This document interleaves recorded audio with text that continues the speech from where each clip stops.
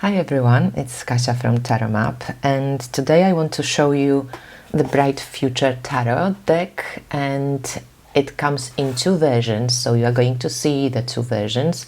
One version, as you can see, comes with the keywords, and the other one doesn't have any keywords. So depending on what type of reader you are, if you prefer reading with keywords or maybe you're just starting and keywords are helpful to you, you can get a version with those, or if you don't like keywords, you can just go for the original deck without them. And the Bright Future Tarot is created by Saskia Lee, Psychic, and on Instagram she's as the Bright Future Tarot, so you can take a look at her feed. I will link all the direct links below in the description box. The box is just a regular box, and somebody in the comments mentioned that the cards don't go back nicely into the box. They do go back, but I think how it is glued, sometimes when you want to close it, it goes in between the two parts of the box, so you have to make sure that you actually close it inside, and then everything is just fine.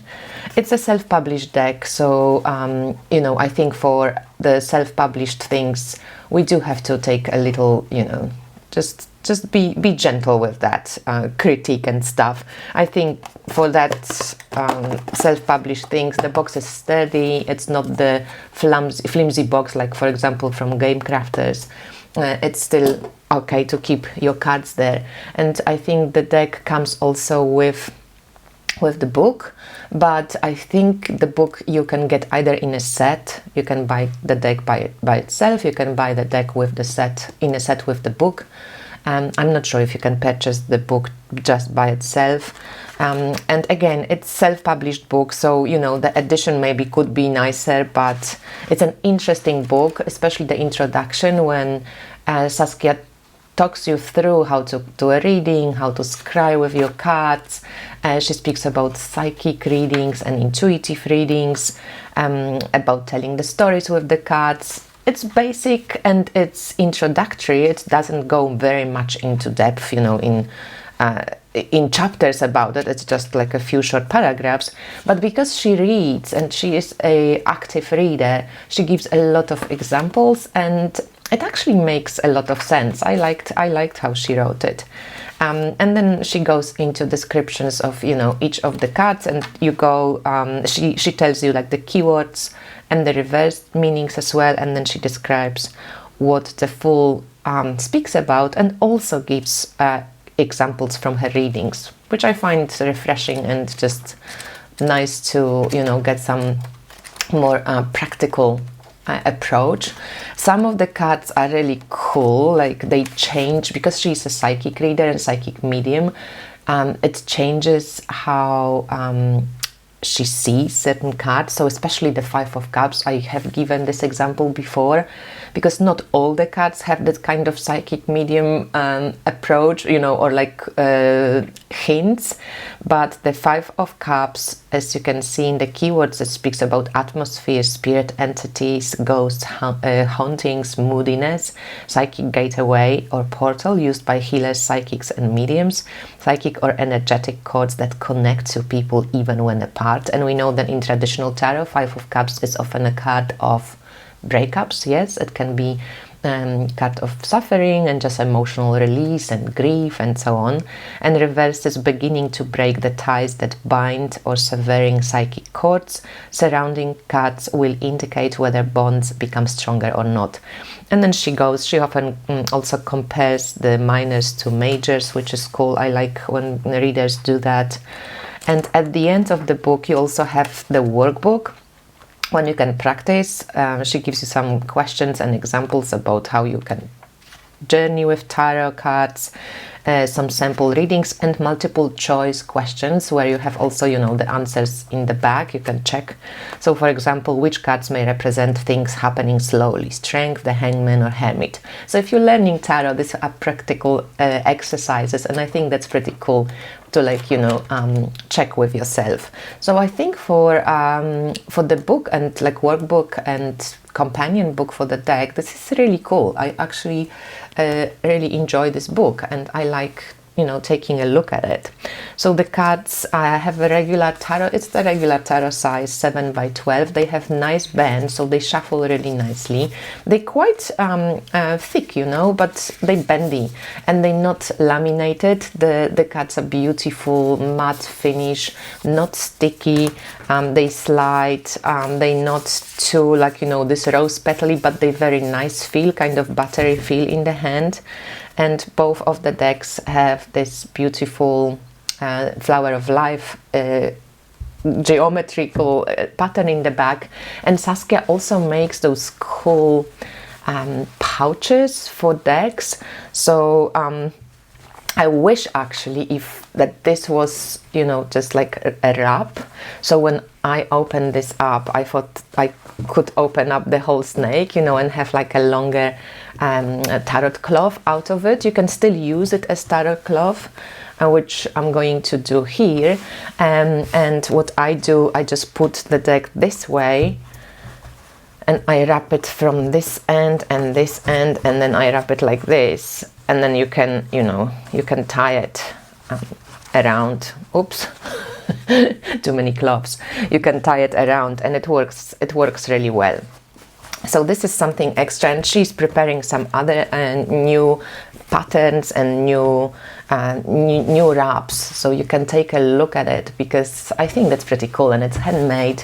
It's, you know, both sides are really cool, and I love this pattern with the snake. It's wonderful. So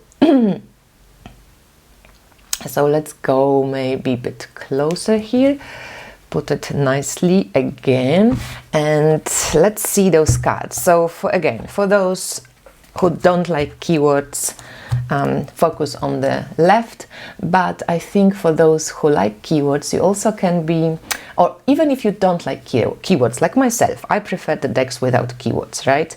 Because I always think that it's really hard to find the right keyword that is open enough and it doesn't narrow the meaning of the card to just one thing, because we know how layered a tarot card can be, right?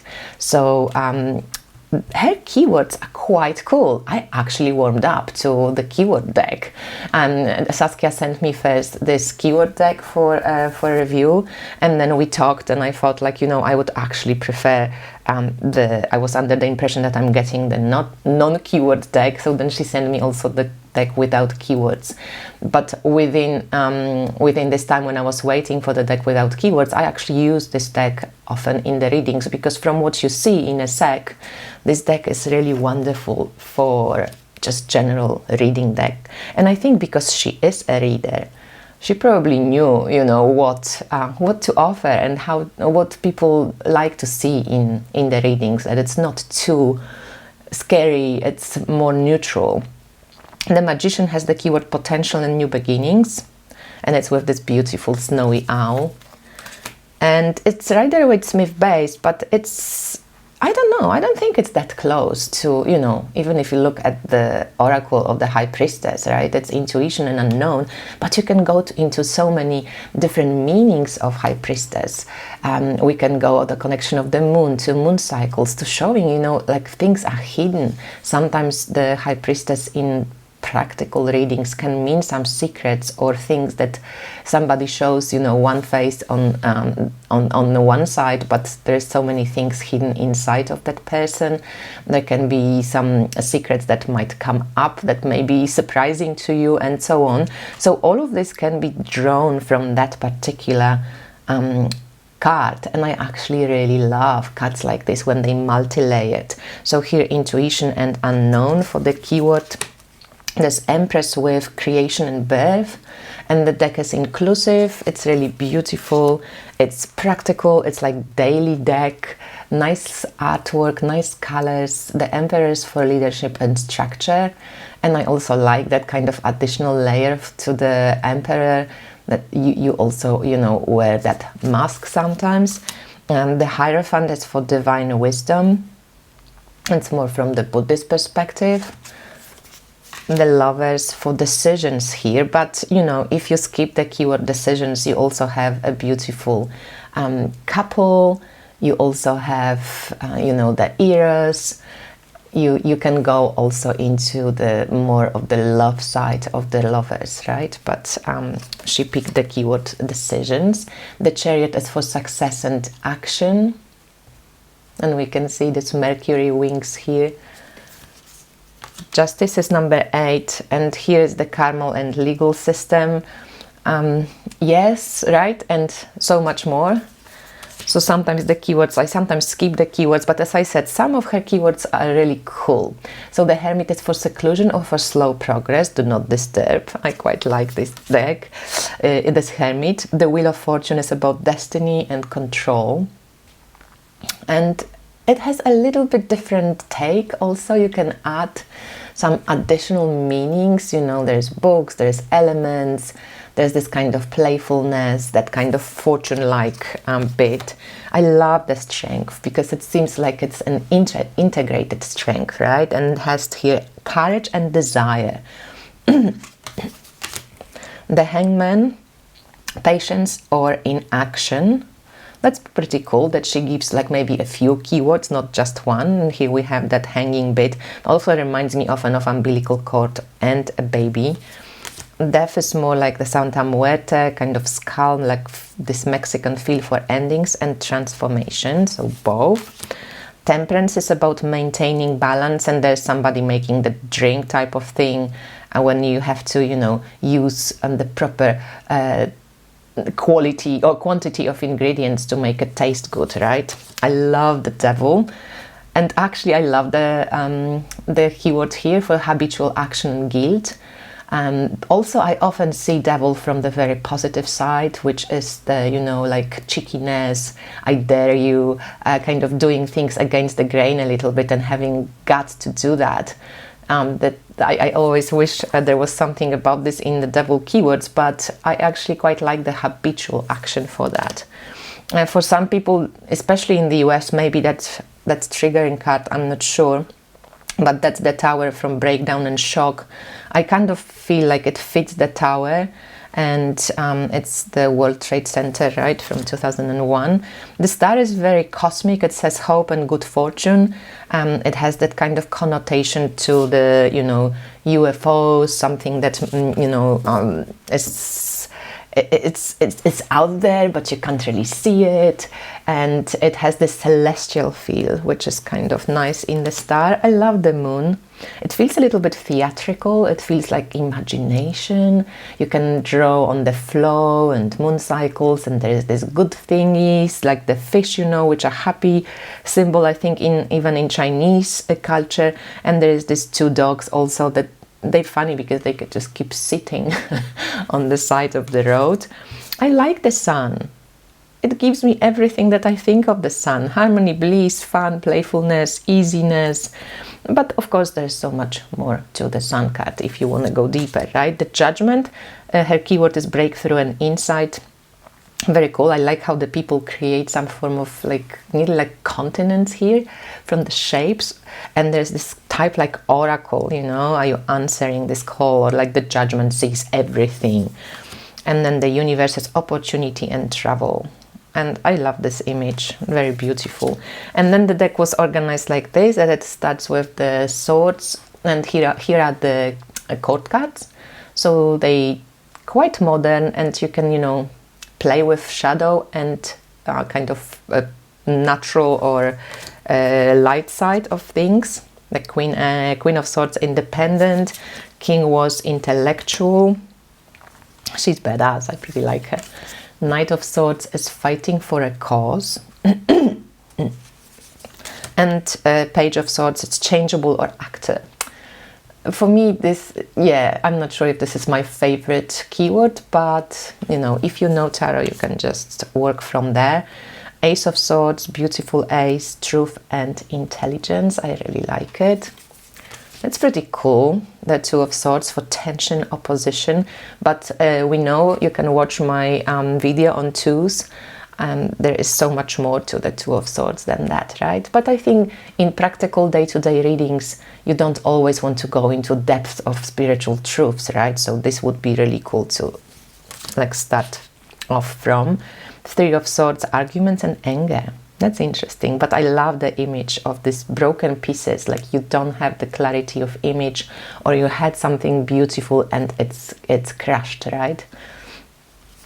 But then also you can take it to the positive, like if Three of Swords, like from Marseille deck, is a creative number. How can you use your creativity and your intelligence to put the pieces together, not necessarily in the same image as they were representing before, but what can you do with it, right? Four of Swords, very peaceful, solitude and sanctuary. I like the Five of Swords keyword for discussion and persuasion. It's pretty interesting because I think it's easy to use it in day-to-day readings again. Analysis and logic with Six of Swords. That's a much more tough keyword, right? Seven of Swords for mediator and resolution. That's pretty cool too. I have to say that I really warmed up to that keyword deck. Feeling trapped for Eight of Swords. And nice image, right? And Nine of Swords is inner torture and addiction. So as you can see, even though it's pretty light deck, it doesn't sway away from like negative imagery, which is, I like it. Endings and grief for Ten of Swords with this red poppies and like a grave. And then we go to King of Cups. They're very kind of family oriented cups. So this is compassionate. Queen is nurturing. Knight is soulmate. It's pretty hot. And then loyal and sensitive for Page of Cups. It's a bit strange perspective. I think this is this underwater that makes the body go like, but it just feels a bit off perspective wise. Ace of Cups, it's unconditional love. And how beautiful is this ace? Like whenever I look at it, I'm like, just happy. I love the love. Two of Cups, attraction and bonding keyword, really nice. And it's, you know, you can use it if you're heterosexual, if you non-binary, if you gay, lesbian, whatever, like it doesn't matter, you know. And it's black and white as well, so you have all these different aspects to it, which is cool. Three of Cups, marriage and commitment. So that's interesting for that Three of Cups keyword. Sometimes it's also, you know, a party, collaboration, having fun, right? Rejection and self-pity for Four of Cups. So a bit different to maybe what you usually would use. Atmosphere and portal, that's that Five of Cups which I was telling you about and which I was showing you the book from, description from. It's a totally different. Nostalgia and cleansing for Six of Cups. And I actually love this image. It gives you so many more options to connect to the archetype of Six of Cups, with the childhood, with memories, with imagination, with, you know, cleansing, right, as well, and maybe reshaping how you see things. Seven of Cups, it's fantasy and visualization with that mermaid. And she just looks at her own reflection in the mirror, but there's all these different things, you know, like in the cups. That reminds me of Anna Kay Tarot, boredom, moving on, belonging and euphoria with Nine of Cups, and family and contentment with Ten of Cups. And then we have King of Pentacles for businessmen, wise woman, I love her, with Queen of Pentacles. Wisdom and planning with Knight of Pentacles, and Page of Pentacles, student or gambler. Yes and no. Ace of Pentacles, wisdom and wealth. And then we have Two of Pentacles, which I actually really like the image of it, the indecision, but also priorities. And, you know, sometimes running around the circle with like trying things, like doing too many things at once, not focusing enough. Three of Pentacles, it's interesting. So this is apprenticeship and craft, and I'm going to put it on the side. Four of Pentacles, it's stability and status. Five of Pentacles, it's a little bit different, but it's change and disruption, but it looks sometimes like a Seven of Pentacles maybe, but I love the kind of idea of a cycle with the five, that you just don't stop there, right? Six of Pentacles is balance and exchange. And then Seven of Pentacles, it's work and productivity. And Eight of Pentacles is mastery and reputation. So basically with 3 you start, it's apprenticeship and craft. With 7 you keep working and being productive and working and cooperating, and then you master and you gain reputation in the 8th. I quite like how she made that together as a, you know, what do we say, as a cycle and as a process. That's what I meant. 9 of Pentacles, abundance and security. And then we have inheritance and genetics for the 10 of Pentacles, and I really love it because often 10 of Pentacles seems to come up for ancestral work or be a sign of, you know, ancestry. So King of Wands for entrepreneur, and this is the only king when I just think it doesn't fit a little bit, because the rest of the court cards, it's much more kind of modern, so I would love to see King of Wands maybe a little bit modern too. Queen of Wands, confidence and warmth. I love this Knight of Wands, inspiration and speed. I don't know, I just love this coloring, the pink and the orange. And the Page of Wands, play and the child. And then we have the last suit, it's the Ace of Wands, passion and initiative. 2 of Wands for dominion. 3 of Wands for creativity, and here we have like all these different textures, colors, hands doing things. 4 of Wands is for comfortable home, so that's interesting. And then 5 of Wands, discord. I would like to also see like a brainstorming for 5 of Wands. It's always like kind of this creative conversation or different opinions. Victory for 6 of Wands. 7 of Wands is competition. Sometimes 5 of Wands can be competition as well, but here Saskia picked 7 of Wands. 8 of Wands, momentum. I actually love this keyword. 9 of Wands, resilience. And you see, you know, the light, but it's still over the wall. So much more can be said about this deck, about this image and about this archetype. And 10 of Wands is burdened, and it's this type of image. So these were the two decks, and you know, I'm just going to pull and make it a little bit bigger so you can see the 3 cards that are without keywords, and then 3 cards with keywords. Can we make it a little bit more? So no keywords, and then with the keywords.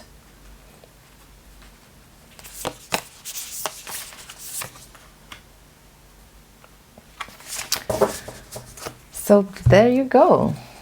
The Bright Future Tarot with a cool workbook and journal for you to practice with and to get, like, you know, initial inspiration from. So I hope you enjoyed it. This is a really interesting project. I invite you to check out Saskia's Etsy shop. I will link it below, and see her beautiful wraps and tarot bags she makes, and all these interesting offerings that she has. And I wish you all the best. Thanks for watching. Bye.